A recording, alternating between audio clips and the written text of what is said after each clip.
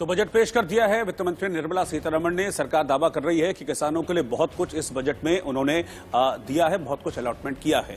कृषि मंत्री नरेंद्र सिंह तोमर क्या कह रहे हैं इस बजट पर, उनसे बात की है, देखिए। साहब, इस बजट के बारे में कहा जा रहा है कि पूरा बजट प्रो फार्मर है, किसानों के हित में, किस तरह से? भारत सरकार का वित्त मंत्री जी द्वारा प्रस्तुत आज का बजट बहुत ही ऐतिहासिक है, अभूतपूर्व है। गांव, गरीब, किसान, दलित, महिला, नौजवान सबको इसमें समाविष्ट किया गया है। समग्र विकास और संतुलित विकास और दूरगामी विकास, इस कल्पना को संजोए हुए यह बजट आने वाले 25 सालों में हिंदुस्तान की दशा और दिशा निर्धारित करने वाला बजट है। अगर कुल बजट को देखें तो बजट में 5.5 लाख करोड़ रुपए की बढ़ोतरी है। कृषि मंत्रालय के बजट को देखें तो ध्यान में आएगा, पिछले बार 1,23,000 करोड़ रुपया बजट था, इस बार 1,32,000 करोड़ रुपए का कृषि क्षेत्र का बजट है।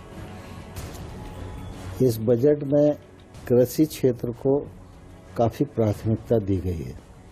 सामान्य तौर पर बजट ऐसे प्रस्तुत होते थे जिनको लोक लुभावन कहा जाता था। ये बजट आंकड़ों का बजट नहीं है, ये बजट दूरदृष्टि का बजट है और अपने आप में देश की ताकत को समेटे हुए इस बजट को प्रस्तुत किया गया है।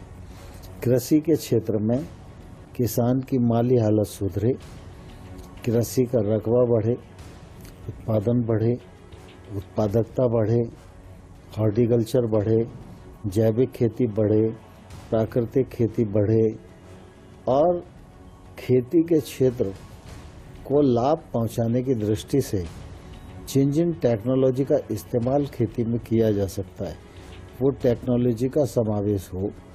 लोग सामूहिक रूप से खेती के लिए आगे आएं, महंगी फसलों का उपयोग करें, ऑर्गेनिक खेती करें, जिससे कि हमारा कृषि उत्पाद का निर्यात अभी तेजी से बढ़ रहा है, ये और बढ़ सके और किसान को अपने उत्पादन का उचित मूल्य मिल सके।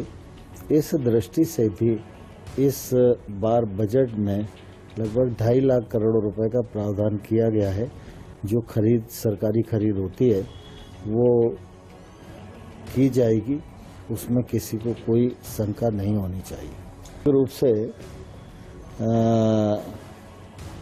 किसान की अगर आमदनी बढ़ाना है तो उसके दो ही